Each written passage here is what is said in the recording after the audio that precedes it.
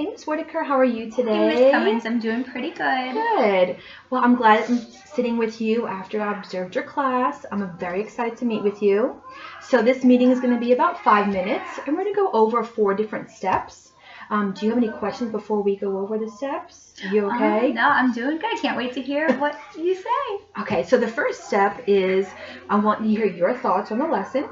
The second step is going to be to discuss a strength, and you have many. The next one is to talk about an area of improvement that we're going to work on together. And then finally, we're going to talk about follow-up steps for the future. Okay, sounds good. So how do you feel the lesson went?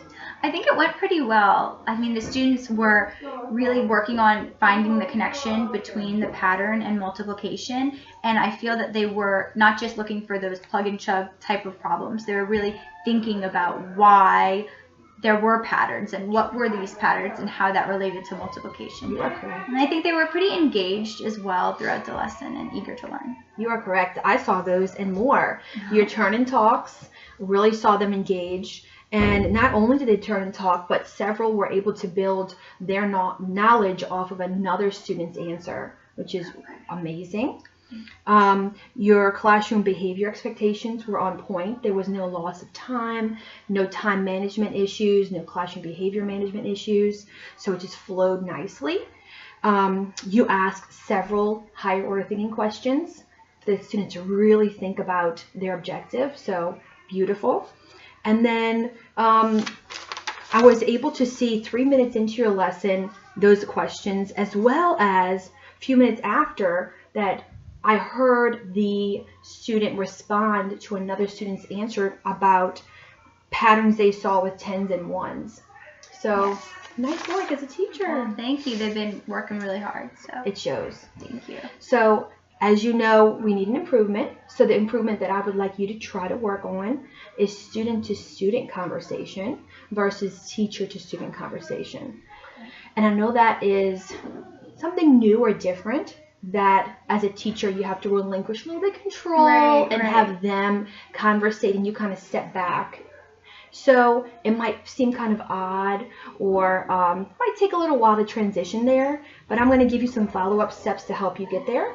Okay. So my first one was to think about how you want to implement this strategy in your classroom, depending on if you're on the carpet, if the students are sitting in their seats. Do you want them to sit in a circle on the carpet? Because that's what I did when I was a teacher. Yeah. When I implemented this, I had the students sit and face each other. That way, you're not the person that they're trying to look at. That they're always looking at each other. Okay. So how do you think that would work? I think that would be great, especially with, like you said, out of sight, out of mind almost. They'll be able to see the other students and elicit more feedback that way.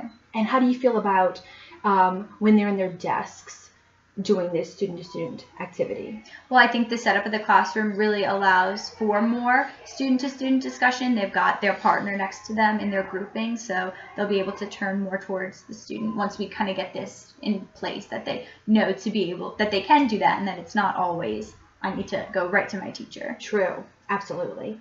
And you'll find that the more you do it, of course, the more they pick up on it, and they automatically will look at that student versus always keeping their eyes on you. Right. So just a little bit of transition time. Yes. One thing that might help is conversation stems. Maybe something you can put up in your classroom or in their notebook to have, okay, let me take this out to give me some a conversation stem to start my conversation off when I give feedback. Okay, so they could even have a verbal cue that they ask. Yes. After they speak. Do you have an idea? Well, even just as simple as when they finish a thought saying, I need some feedback, and then calling on another student to really take that ownership and take it away from teacher-led. And like you said, more student-led. I think that would really enrich their learning for sure. Awesome. So you're on the right track. You have some great ideas already you're thinking in there. Thanks. So awesome. Yeah.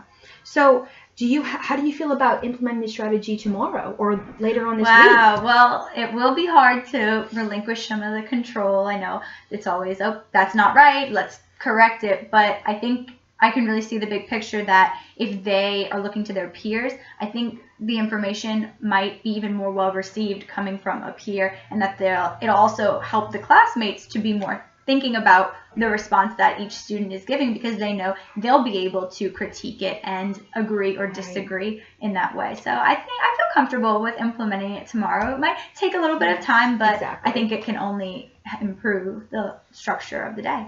Well, that's awesome. I cannot wait to see it the next time I come observe your classroom. Definitely. So do you have any questions before we end our meeting?